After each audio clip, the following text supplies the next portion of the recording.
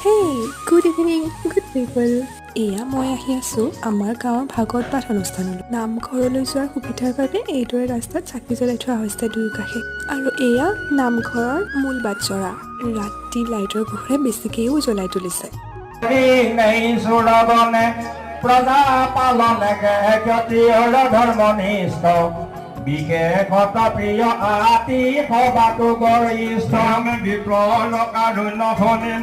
আৰু এয়া হ'ল মোৰ আটাইতকৈ প্ৰিয় দৃশ্যটো। কিমান সুন্দৰকৈ গুৰুৱে শিক্ষা দি থকা প্ৰতিমূৰ্তি উপস্থাপন কৰা হৈছে নহয়নে বাৰু?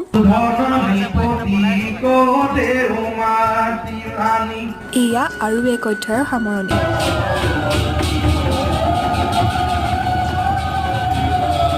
এয়া সিদ্ধ অন্নমুঠি গ্ৰহণৰ সময়।